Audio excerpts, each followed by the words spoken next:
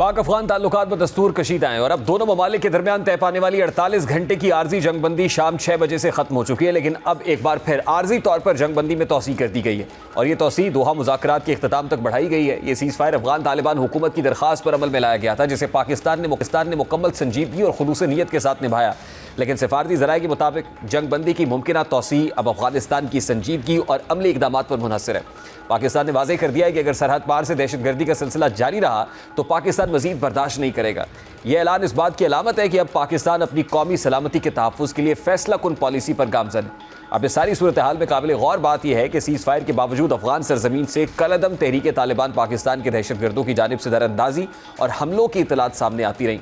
पाकिस्तान ने हर मौके पर इस बात को आलमी बरादरी के सामने रखा है कि अफगान सरजमीन को पाकिस्तानी इलाकों पर हमलों के लिए इस्तेमाल किया जा रहा है, जो बैन अल-अक़वामी कवानीन और दो तरफ़ा वादों की खुल्लम खुल्ला खिलाफ वर्जी है। अफगान तालिबान की जानिब से आर्जी जंगबंदी के दौरान भी खिलाफ वर्जियों का तसलसल इस बात की निशानदेही करता है कि काबुल इंतज़ामिया अपने इलाके में मौजूद शिद्दत पसंद गिरोहों पर मौसर कंट्रोल हासिल नहीं कर सकी या जानबूझकर ऐसा करना नहीं चाहती। आलमी मुबस्सिरीन के नज़दीक यही वजह है कि पाकिस्तान की पॉलिसी में अब वो नरमी बाकी नहीं रही जो माजी में देखने में आती थी। पाक फ़ौज की हालिया कार्रवाइयाँ और सख्त सिफारती लहजा इस बात की अलामत है कि रियासत पाकिस्तान अब दिफाई पोजीशन से निकलकर मौसर हिकमत अमली पर अमल पैरा है। पाकिस्तान का मौक़िफ़ है कि उसने अमन की हर मुमकिन कोशिश की, लेकिन अफगानिस्तान की तरफ से अमली ताउन न होने के बायस अब तहम्मुल की गुंजाइश ख़त्म हो चुकी है। दूसरी जानिब अफगानिस्तान की दाखिली सूरत हाल भी इस कशीदगी को मज़ीद पेचीदा बना रही है। अफगान तालिबान की हुकूमत इस वक्त अंदरूनी इख्तलाफात, सियासी दबाव और माशी बहरान का शिकार है। बाज़ मुबस्सिरीन के मुताबिक अफगान क़यादत के मुख्तलिफ धड़े एक दूसरे पर बरतरी हासिल करने के लिए बैरूनी तनाज़ात को इस्तेमाल करते हैं ताकि अंदरूनी अवामी तनकीद का रुख बाहर की तरफ मोड़ा जा सके। ऐसे में पाकिस्तान के खिलाफ फिर से इश्ताल अंगेज़ी एक सियासी हिकमत अमली के तौर पर भी इस्तेमाल की जा सकती है। पाकिस्तान के सिक्योरिटी इदारे इस बात पर भी गहरी नज़र रखे हुए हैं कि अफगानिस्तान में भारत की सरगर्मियाँ किस हद तक असरअंदाज हो रही हैं। हालिया इंटेलिजेंस रिपोर्ट्स में निशानदेही की गई है कि भारतीय खुफिया नेटवर्क्स अफगानिस्तान में बाज़ गिरोहों के जरिए पाकिस्तान मुखालिफ नैरेटिव और कार्रवाइयों की पुष्पनाई कर रहे हैं। अगर अफगान तालिबान हुकूमत वाकई भारत के असर में आकर पाकिस्तान के खिलाफ किसी नई मुहिम जुई को इजाज़त देती है तो ये इकदाम न सिर्फ दो तरफ़ा ताल्लुकात बल्कि पूरे इलाकाई अमन व इस्तेहकाम के लिए नुकसानदेह होगा। पाकिस्तान ने अपने सफारती पैगामात में दो टोक अंदाज में बावर कराया है कि अमन पाकिस्तान की अव्वली तरजीह है, लेकिन अमन की कीमत कौमी खुद मुख्तारी या सरहदी सलामती की कुर्बानी नहीं हो सकती। दूसरी जानिब आज शहबाज शरीफ की ज़ेर सदारत अफगान पनागुज़ीनों की वतन वापसी के हवाले से आला सतही इजलास हुआ। इजलास में फील्ड मार्शल सैयद आसिम मुनीर, वफाकी वज़रा और वज़ीर आज़म आज़ाद जम्मू कश्मीर, सिंध, बलूचिस्तान और गिलगित बल्तिस्तान के वज़राए आला, खैबर पख्तूनख्वा के वज़ीर आला, नुमाइंदे और वफाकी सूबाई आला हुक्काम ने शिरकत की। इस मौके पर वज़ीर आज़म का कहना था कि दहाइयों से मुश्किलात में घिरे अफगानिस्तान की पाकिस्तान ने हर मुश्किल वक्त में मदद की है। पाकिस्तान ने दहशतगर्दी की जंग में हज़ारों कीमती जानों और अरबों डॉलर्स का माशी नुकसान उठाया है। उनका कहना था कि नायब वज़ीर आज़म, वज़ीर दिफ़ा और आला हुकूमती ओहदेदार कई बार अफगानिस्तान के दौरे पर गए और अफगान निगरान हुकूमत को पाकिस्तान में दहशतगर्दी के लिए अफगान सरजमीन के इस्तेमाल को रोकने के हवाले से मुज़ाकरात किए। पाकिस्तान ने अफगानिस्तान से पाकिस्तान में खारिज की दरअंदाजी को रोकने की सफारती और सियासी इक़दामात के लिए भरपूर कोशिश की। शहबाज शरीफ का यह भी कहना कि पाकिस्तान की बहादुर अवाम जिन्होंने दहशतगर्दी की जंग में अपने प्यारों की कुर्बानियाँ दी हैं, हमसे सवाल करते हैं कि हुकूमत कब तक अफगान महाजरीन का बोझ उठाएगी।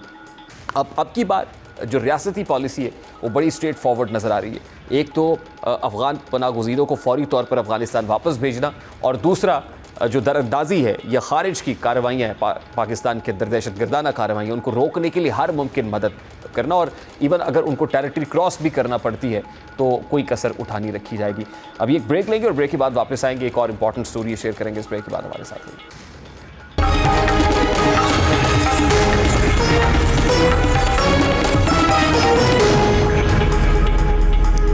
सकाफत और फ़न के नाम पर कायम एक फलाही इदारा लेजेंड ट्रस्ट इस वक्त खबरों की जीनत बना हुआ है। जब ये इत्तलात सामने आई कि लेजेंड ट्रस्ट के अकाउंट से 6 करोड़ रुपए की खतीर रकम जाली तरीके से निकलवाई गई।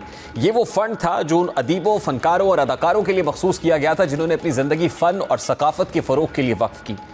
ज़राए के मुताबिक महकमा सकाफत सिंध ने इस मामले की बाज़ाब्ता तहकीकात के लिए एंटी करप्शन सिंध को ख़त लिख दिया है। इब्तदाई मालूमात से पता चलता है कि जालसाजों ने मुबैना तौर पर महकमा सकाफत की जाली लेटर हेड्स और दस्तखतशुदा दस्तावेज़ात इस्तेमाल करते हुए लेजेंड ट्रस्ट के अकाउंट से यह रकम निकलवाई और इस रकम का मकसद असल में उन मुस्तहिक शख्सियात को माली सहारा देना था जो बुढ़ापे या माली तंगी के सबब मुश्किलात का सामना कर रही थी। अब इस रकम में खुर्द बुर्द का वाक़या कई संगीन सवालात को जन्म देता है। क्या फलाही और सकाफती फ़ंड्स के तहफ़्फ़ुज़ के लिए इदारा जाती निगरानी का निज़ाम काफ़ी मजबूत है, और अगर नहीं तो इस कमी को दूर करने के लिए हुकूमत और मुतल्लिका इदारों को क्या इक़दामात करने चाहिए।